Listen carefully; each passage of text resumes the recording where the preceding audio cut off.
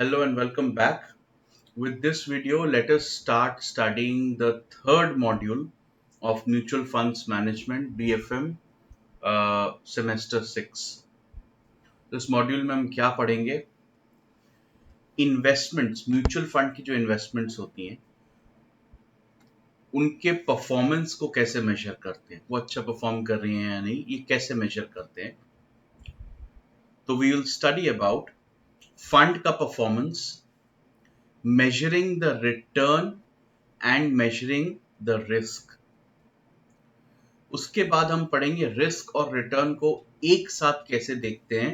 That means risk adjusted return and comparing fund performance with reference, for example with benchmarks, the various standardized performance systems. And last में जाके हम पढ़ेंगे limitations of performance measurement and evaluation. So let's get started quickly. सबसे पहले जो हम fund performance या return को मेजर करने का फॉर्मूला पढ़ेंगे उसे कहते हैं होल्डिंग पीरियड रिटर्न या शॉर्ट में HPR. What is holding period return? बहुत सिंपल है. It's a simplistic way of calculating the return. Selling price minus purchase price divided by purchase price. अगर आपने म्यूचुअल फंड में 100 रुपए इन्वेस्ट किए और उसे कुछ टाइम के बाद 120 रुपए उसका नैव हो गया, आपने 120 रुपए में बेचा, तो this is a simple calculation. 120 that is the selling price minus the purchase price 100 divided by 100. सो इसका आंसर आएगा 20 डिवाइडेड बाय 100, 0.2. बाद में उसको 100 से मल्टीप्लाई कर देते हैं to get the answer in percentages. So 0.2 is nothing but इसको 100 से मल्टीप्लाई करेंगे तो we will say it is 20%. It is as simple as that. ये फॉर्मूला यूज करने के लिए कोई जरूरी नहीं है कि आपने म्यूचुअल फंड का इन्वेस्टमेंट बेच दिया या रिडीम कर लिया. सपोज आपने 100 रुपीज इन्वेस्ट करे, कुछ टाइम के बाद उसकी वैल्यू या नैव बढ़ के 120 हो गया, अभी तक आपने इसको बेचा नहीं है, you are still holding the investment, तो उस केस में भी आप यही सेम फॉर्मूला यूज करके HPR निकाल सकते हैं. This selling price will not actually be selling price. आप बेच नहीं रहे हैं, लेकिन अगर आप बेचते तो आपको कितना मिलता, यानी जिस दिन आप HPR कैलकुलेट कर रहे हैं उस दिन की क्लोजिंग वैल्यू क्या है आपके इन्वेस्टमेंट की. ओके. HPR कैलकुलेट करने का एक और फॉर्मूला में एक और स्लाइड चेंज होता है.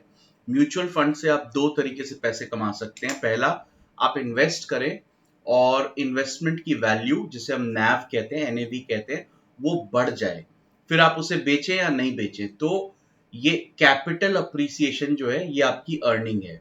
अगर आप बेच रहे हैं तो रियलाइज्ड अर्निंग है, अगर अभी तक आपने बेचा नहीं है तो अनरियलाइज्ड अर्निंग है, पर अर्निंग है. दूसरा तरीका होता है, from time to time mutual fund unit holders को डिविडेंड देता है, तो भी ये HPR का फॉर्मूला सेम ही रहेगा.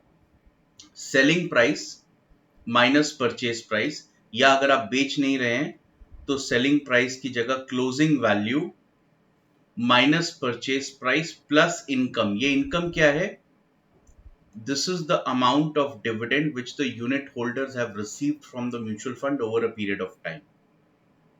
तो बिल्कुल पहले वाला ही फॉर्मूला है, बस उसमें ये इनकम वाला पार्ट हमने ऐड कर दिया, divided by purchase price, and last में परसेंटेज टर्म्स में मिल जाए इसके लिए multiplied by 100. So this is what holding period return is. It is also known as total return, absolute return, point to point return. मतलब एक point and time से दूसरे पॉइंट एंड टाइम के बीच का एब्सोल्यूट रिटर्न, उसको holding period return कहते हैं.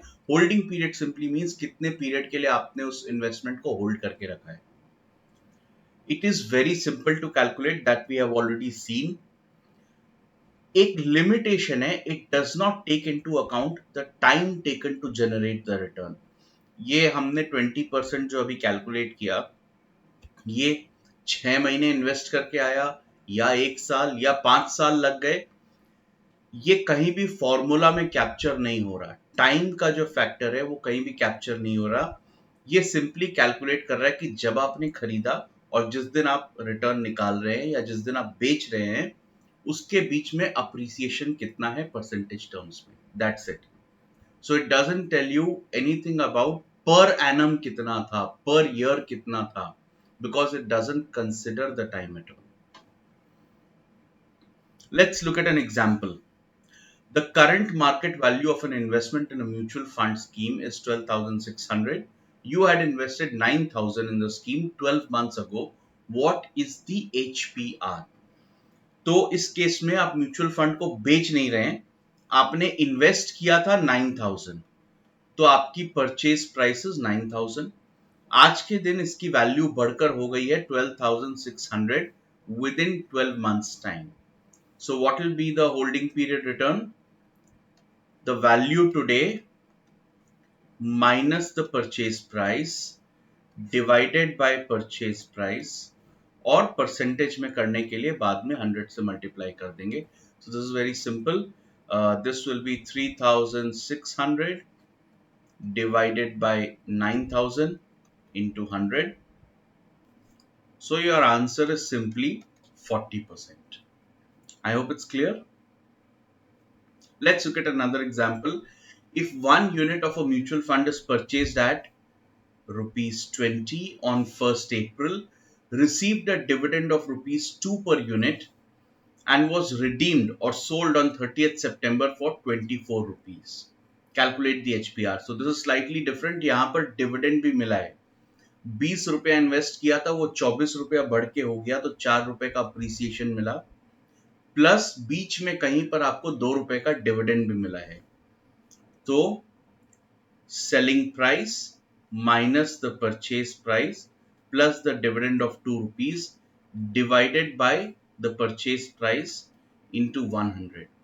So that will be how much? 4 plus 2, 6 divided by 20 into 100. So the answer is 30%. So this was about HPR. Now let us look at another simple formula, another method of calculating return, which is called annualized return or AR. It is very similar to HPR except for one difference. HPR was giving you the absolute return. Previous example में हमने देखा 30% is the HPR. अब ये 30% इन्होंने कमाया है 1 अप्रैल से 30 सितंबर के बीच में, मतलब 6 मंथ्स में. अगर मुझे पर एनम बेसिस पे जब भी हम इंटरेस्ट या रिटर्न कोट करते हैं तो we like to know per annum साल भर का रिटर्न कितना है. तो अगर हमें साल भर के लिए निकालना पड़े तो उसको हम कहते हैं एनुअलाइज्ड रिटर्न. ये भी एब्सोल्यूट रिटर्न ही है, पर इसको हम जो भी पीरियड का रिटर्न था उसको 1 ईयर का इक्विवेलेंट रिटर्न में कन्वर्ट कर देते हैं. What is the formula? HPR divided by number of months और होल्डिंग पीरियड इनटू 12. मतलब सपोज मैंने 6 मंथ्स के लिए किसी इन्वेस्टमेंट को होल्ड किया और उसमें मुझे 10% रिटर्न आया, तो 10% आया 6 मंथ्स में, तो एक महीने में कितना आया? जो भी ये रिटर्न है 10% divided by the holding period 6, this is 1 months return. तो एक साल अगर होल्ड करते तो कितना आता? इनटू 12 मंथ्स, यानी आंसर आ जाएगा 20%.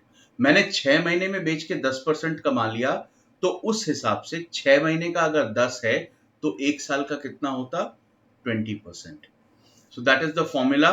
HPR जो हमने निकाला सेम रहेगा, HPR divided by into 12 divided by number of months or holding period in months. Let us look at an example of this. If one unit of mutual fund is purchased at rupees 20 on 1st April, ये same example है जो हमने पहले HPR निकाला था. HPR कैसे निकाला था? 24 selling price minus 20 purchase price plus 2 rupees of dividend divided by 20 into 100. This was the formula for HPR. इसको हम मल्टीप्लाई करेंगे 12 से और डिवाइड करेंगे holding period in months. So holding period is how much? 6 months. 1st April to 30th September, 6 months divided by 6. तो इसका answer आया था 30%. 30% into 12 divided by 6. So the answer is 60%. So I hope it is clear. In the next video, we will look at another way of calculating return, CAGR or compound annual growth rate.